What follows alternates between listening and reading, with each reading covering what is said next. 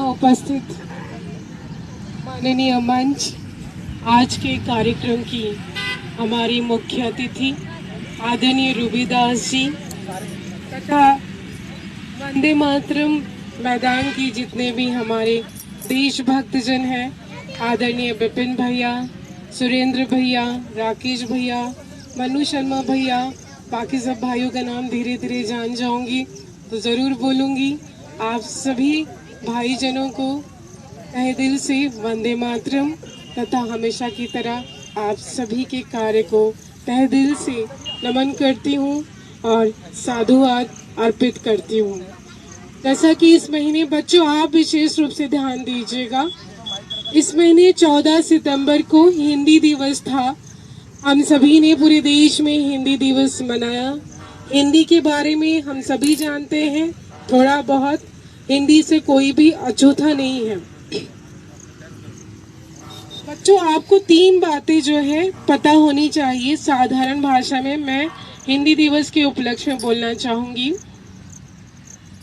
हिंदी जो है हमारी राजभाषा है, राष्ट्रभाषा नहीं है, क्योंकि पूरे देश में बोली जाती है, इसलिए लोग इसे कॉमन सेंस से राष्ट्रभाषा मान लेते हैं, जबकि ये राष्ट्रभाषा के लिए उपयुक्त भी है, पर अभी तक इसे राष्ट्रभाषा की मान्यता नहीं मिली है। ये राजभाषा है। राजभाषा क्या होती है?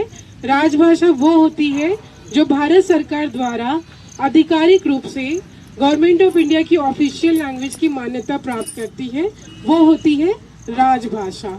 और मातृभाषा वो होती है जो हम अपने घरों में बोलते हैं, हमारी अपनी अलग अलग प्रांतों की भाषा, बंगाली, गुजराती, मराठी, मद्रासी जो भी है। अच्छा, बहुत लोग ऐसा भी कहते हैं कि हमें हिंदी आती नहीं है, जबकि ऐसा नहीं है। हिंदी हर किसी को आती है। हर प्रांत की हिंदी अलग होती है।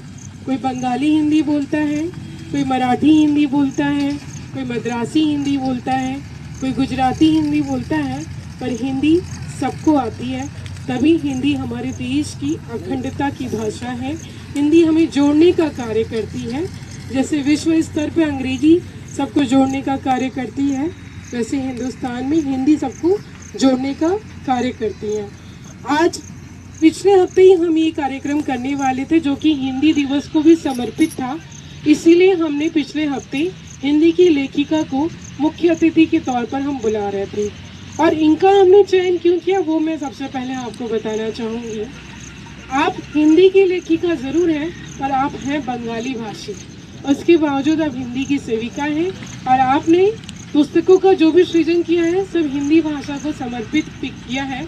इसके लिए जोरदार तालियां आदरणीय रूबी जी को। और ऐसे जनों से ही हिंदुस्तान जिंदाबाद था, है और रहेगा। अब मैं ज़्यादा आपका समय न लेके मैं चाहूँगी कि ऐसे वंदनीय जनों को हमें सुनना चाहिए, हमें कुछ सीखना चाहिए, क्योंकि ऐसे जनों के पास निश्चित रूप से कुछ सीखने के लिए होता है।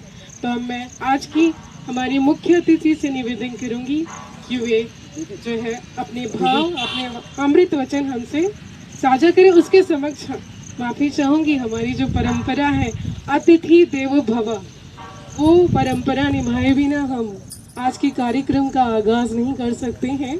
तो आज की हमारी अतिथि का स्वागत करने के लिए मैं आदरणीय विपिन भैया से निवेदन करूंगी कि वो ये पौधा देख करके उनका स्वागत करें।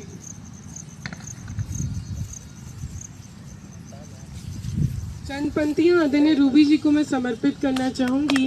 वो खुद ही नाप लेते हैं बुलंदी आसमानों की, वो खुद ही नाप लेते हैं बुलंदी आसमानों की, परिंदों को तालीम नहीं दी जाती उड़ानों की।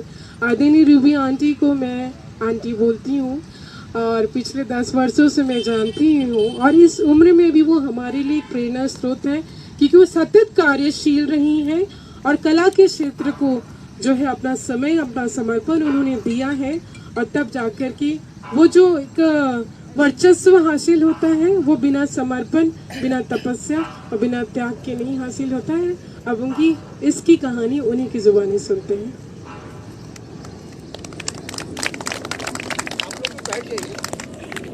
अरे